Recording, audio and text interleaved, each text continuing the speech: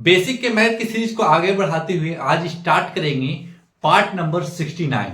क्योंकि part number 1 से लेकर के पार्ट नंबर 68 तक पूरी तरीका से कंप्लीट कर चुके थे। बेसिक का मैथ का मतलब ही होता है कि किस तरीका से कैलकुलेशन किया जाता है, और बड़े बड़े मैथ को बनाने के लिए अगर बेसिक आपके पास नहीं है, बड़ा बड़ा मैथ आप नहीं बना सकते। क्योंकि आपके पास कैलकुलेशन होना चाहिए, आपके पास क्रॉस मल्टीप्लिकेशन होना चाहिए। और जो स्टूडेंट पार्ट 1 से नहीं देखी है वो कोशिश कीजिए कि पार्ट 1 से देखना स्टार्ट कीजिए।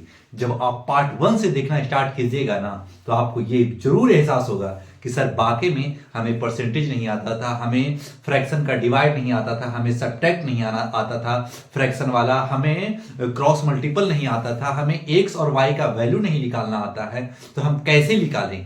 एकदम आपको बेसिक से समझाने का कोशिश किया है। आप पिछला वीडियो जाके देखिए, पूरा देखते आइए। ये यकीन दिला सकते हैं आपको कि हर क्वेश्चन का जवाब आपको आसान भाषा में मिलेगा, और आपको कुछ भी नहीं आता हो तो पर भी आप मैथ सीख सकते हैं। बशर्ते 1 महीना डट कर मेहनत करना पड़ेगा और 1 से 2 बार वीडियो देखना पड़ेगा। उसके बाद में आप कॉपी में नोट्स बनाइए, उसके बाद में देखिए कि आप कितना बेहतर होते चले जा रहे हैं। तो चलिए ज्यादा देर नहीं करते हुए पार्ट नंबर 69 स्टार्ट करते हैं। Figure given alongside find the measure of ACD, यानी एसीडी का वैल्यू देना है, यानी इस एंगल का वैल्यू देना है। तो इस एंगल का वैल्यू देने के लिए एकदम आसान है। अगर चाहेंगे ना कोई स्टूडेंट इसको ऐड करेगा, इसका आंसर दे देगा। ये ज्योमेट्री का कंडीशन है कि 2 इंटीरियर एंगल का सम एक्सटीरियर एंगल के इक्वल होता है। बोले कैसे सर? आपको पता होना चाहिए कि angle A plus angle B equal to angle A C D equal हो जाएगा। सर इसको थोड़ा लॉन्ग से बता दीजिए, लॉन्ग से थोड़ा लंबा बनेगा लेकिन कॉन्सेप्ट आपको बेहतर मिलेगा। सीखिएगा मुझे से। जैसे कि इसको डायरेक्ट बना देते हैं। एंगल ए कितना है? 75। तो ये हो गया 75 plus 45 equal to angle A C D.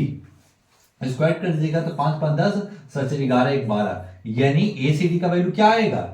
Angle A C D का वैल्यू 120 डिग्री आएगा। ये 120 डिग्री हो जाएगा। हाँ, और यही तो खोज रहा था 120। तो क्या सर इतना शॉर्ट बनाना है? नहीं, आपको कॉन्सेप्ट देने के लिए कि आपका ऑब्जेक्टिव आएगा तो इसी तरीका से सोल्व कीजिएगा। लेकिन सब्जेक्टिव रहेगा, इसका मतलब 2 से 3 नंबर का रहेगा, तो कैसे बनाएंगे समझिएगा, उसका भी कॉन्सेप्ट है। चाहिए पहले ये एंगल लगाएंगे, ये एंगल निकल जाएगा ना, तो उसके बाद में लीनियर पेयर का यूज करेंगे। जैसे में sir plus angle B plus angle C equal to 180। 180 कहां से लिए सर? आपको पता है कि ट्रायंगल का इंटरनल एंगल का सम 180 होता है। इसी तरीका से हम ले लिए, ठीक है, तीनों एंगल। तो एंगल ए 75 है, प्लस एंगल बी हमारे पास 45 है, 45 प्लस एंगल सी हमको निकालना है, तो सी निकाल लेंगे 180।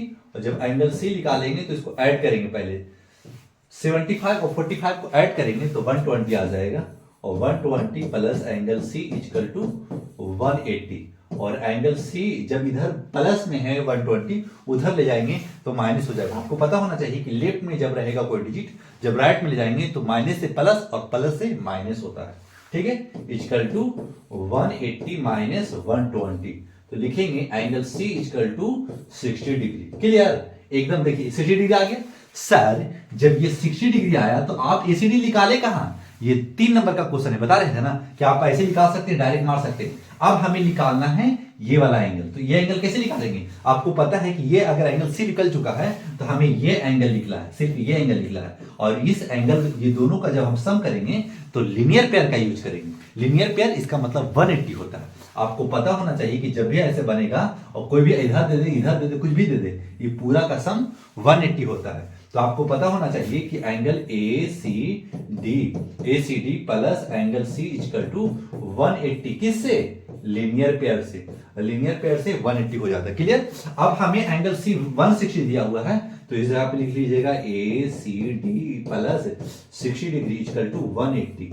अब इधर प्लस में है, जब हम राइट में ले जाएंगे तो माइनस हो जाएगा। तो angle A C D equal to 180 minus 60 करेंगे तो क्या आ जाएगा? 120। देखिए आ गया ना, ये पूरी तरीका से कंप्लीट। पूरी तरीका से आपको समझ में आना चाहिए कि अगर हम लॉन्ग बनावे चाहे शॉर्ट बनावे, दोनों का कंडीशन एक ही फॉलो करेगा। जब आपको शॉर्ट मारना रहे तो वो 2 इंटीरियर एंगल का सम एक्सटीरियर एंगल के इक्वल हो जाता है। लेकिन हमें 2 से 3 नंबर का क्वेश्चन बनाना हो तो ये प्रोसेस का यूज करेंगे और 3 नंबर में 3 नंबर पूरा उठाने का कोशिश करेंगे। अगर ऐसा कॉन्सेप्ट समझ में आ रहा होगा तो लाइक सब्सक्राइब जरूर कीजिएगा।